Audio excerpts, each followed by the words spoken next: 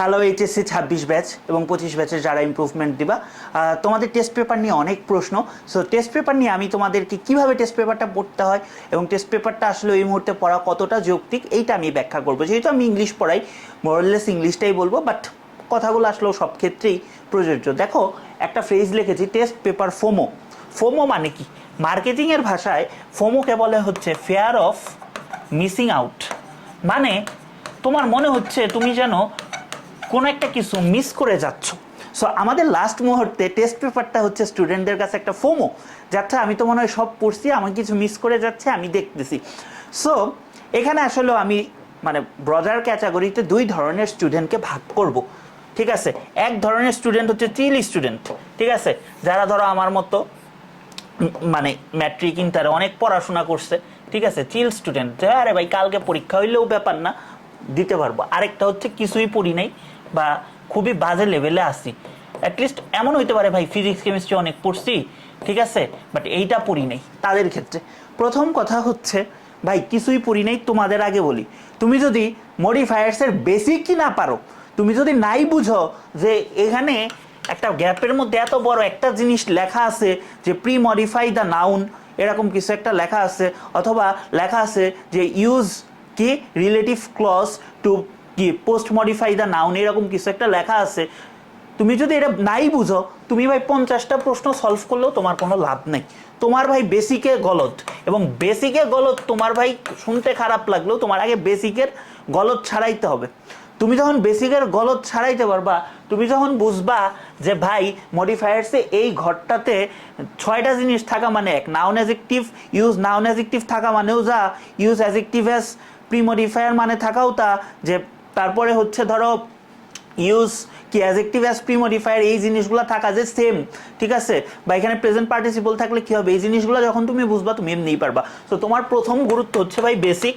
তুমি one shot class, comeback মানে comeback course, FRB যা ইচ্ছা তুমি করে আগে বেসিক ঠিক করো। বেসিক ঠিক করে তুমি বোর্ডের প্রশ্ন পড়বা। তোমার কথা হচ্ছে বোর্ডের প্রশ্ন পড়বো কোথা থেকে কোথা, 2016 থেকে 2025 সবচেয়ে বেশি গুরুত্ব দিবা, 17, 18, 19, যেহেতু ফুল সিলেবাস 17, 18, 19-এ সবচেয়ে বেশি গুরুত্ব দিবা।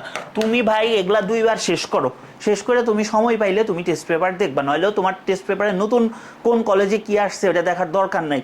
কারণ ভাই কলেজের তো টিচাররা যারা প্রশ্ন করে, জাস্ট ঢাকার কয়েকটা কলেজ বাদে নতুন প্রশ্ন কেউ জেনারেট করে না, বোর্ডের প্রশ্নই তুলে দেয়, নয়তো সিমিলার টাইপ, দরকার নেই। আর যারা ভাই আমি সব পারি, আমি তো সময় পাচ্ছি, মানে সময় কাটাতে পারছি না, আমি কি করব, তারা হচ্ছে চিল পাবলিক। তারা কি করবা, তারা টেস্ট পেপার সলভ করবা। তারা কেমন টেস্ট পেপার সলভ করবা? ধরো ভাই আমি তো মডিফায়ারে বোর্ডের যা দেখি তাই পারি, আমার 2বার করে 2 বছরে পড়া শেষ। আচ্ছা আমি তাইলে ক্যাডেটের কোশ্চেনগুলো দেখি, আচ্ছা আমি একটু এনডিসিটা দেখি, তো আমি একটু ভিএনসি দেখি, আমি একটু এইচসিসি দেখি, ঠিক আছে, ধরো যেগুলা মাথায় আসলো নাম বলে দিলাম, ঠিক আছে, এগুলা দেখি। এখন কথা হচ্ছে ভাই আমাদের ওই যে যেটা বললাম FOMO, fair of missing out, এইটা করতে যায় তুমি যদি ভাই এই ক্যাটাগরি স্টুডেন্ট হও, কিছুই পড়ি নাই, তুমি যদি চিল পাবলিকদের মতো এনডিসির প্রশ্ন ধরো, যেখানে ধরো থাকবে nuptial bliss, once in a blue moon, ভাই তোমার যে কনফিডেন্সটা ডাউন হবে না, তুমি কিছু না পড়ে যে রেজাল্টটা ভালো করতে, তোমার ওইটাও নষ্ট হবে। আমি তোমাকে একটা কথা বলি, আমি যখন মানে এসএসসিতে ছিলাম, আমি স্মুথলি অনেক পড়াশোনা করছি। সো আমি কিন্তু ভাই সব প্রশ্ন পড়ছি, ক্যারেট ম্যারেট যা আছে সব পড়ছি।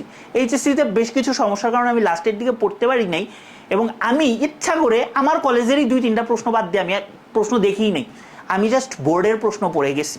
এবং বোর্ডের প্রশ্ন তুমি ঠিকভাবে পড়লে তোমার 95% পাওয়া কেউ আটকাইতে পারবে না। বোর্ডের কোয়েশ্চেনগুলোই রিপিট হয়। রিপিট হয় মানে কি, ডাটা চেঞ্জ করে, একই টাইপের থাকে, খুব নতুন বেশি কিছু টাইপ দেয় না। আর যেগুলো নতুন টাইপ দেয়, তোমরা যাদের কাছে পড়ছো, যে সমস্ত টিচারদের কাছে পড়ছো, যারা ভালো পড়ায় তারা ক্লাসে বলে দেয়, ঠিক আছে। সো ওই জিনিসটা করো। যারা আর যারা হচ্ছে চিল পাবলিক আছো তারা এইটা পড়ো, বাট বোর্ড কোয়েশ্চেন সলভ না করে কেউ টেস্ট পেপারে যাবে না। টেস্ট পেপার মানে কি, টেস্টে যে জিনিসগুলা আসছে সেগুলা তোমার সামনে তুলে ধরবে। আরে বেটা তুই যদি টেস্টেই ফেল করে থাকস, তুই টেস্ট পেপার পেরে কি করবি? তোর তো আগে বোর্ডে পাস করতে হবে, তুই বোর্ডে পাস করলে না তুই এগুলা করতে পারবি, রাইট? সো এটা আমাদের বুঝতে হবে, আমাদের এই সাইকোলজিটা বুঝতে হবে। হ্যাঁ আমিও তো এখন বলতে পারি ভাই আসো টেস্ট পেপার সলভ করি, নাও তুমি যদি কিছুই না পড়ির শ্রেণীতে হও, তুমি কিছু আগে পড়ো, তারপরে তুমি সলভ করো, ঠিক আছে? এই মেসেজটা তোমাদের জন্য খুব বেশি গুরুত্বপূর্ণ। আর যারা মনে করো লাস্ট মোমেন্টে ভাইয়ের সাথে একদম কম্প্যাক্ট প্রিপারেশন নিবা তারা হচ্ছে এই যে ক্রাউনিং ইংলিশে গেলে crowningenglish.com.bd গেলে আমাদের হচ্ছে একটা কোর্স আছে, এই যে ক্রাউনিং কামব্যাক কোর্স। 26টা ক্লাসে তোমার বেসিক থেকে শুরু করে তোমার হচ্ছে question solving, first paper, second paper সব কিছুই এই ক্রাউনিং কামব্যাক কোর্সে শেষ করাই দিব। আর যাদের খুব বেশি দুর্বলতা, যে ধরো যে ভাই আমি তো হচ্ছে কিছুই পারি না, সেকেন্ড পেপার একটু ভালোভাবে পড়ে রাখতে চাই, তারা আমাদের এই যে সাইকেল আছে, 2টা সাইকেল আছে, সাইকেলে ভর্তি হয়ে যেতে পারো। আসলে 3টা cycle free hand writing.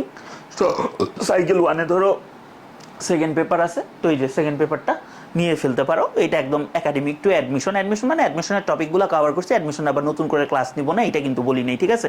So উল্টা মিনিং বের করে না, এই হচ্ছে টোটাল কথা। আর যাদের রাইটিং নিয়ে সমস্যা আছে তারা এই যে রম্বস পাবলিকেশনে গিয়ে আমাদের একটা বই আছে, রাইটিং ক্রাউনিং টাচ, সবগুলো রাইটিং আইটেম একসাথে নেয়, এটাও নিতে পারো। সো যেটা বললাম একটু মাথায় রাখো, স্ট্র্যাটেজিক্যালি আগাও, অনেক সময় আছে এখনও, সময় কোনো দিন শেষ হয়ে যায় না, ঠিক আছে? সো একটু পড়ো, ভালোভাবে পড়লে সঠিক স্ট্র্যাটেজিতে আগাইলে অবশ্যই ভালো করতে পারবো। Best of luck.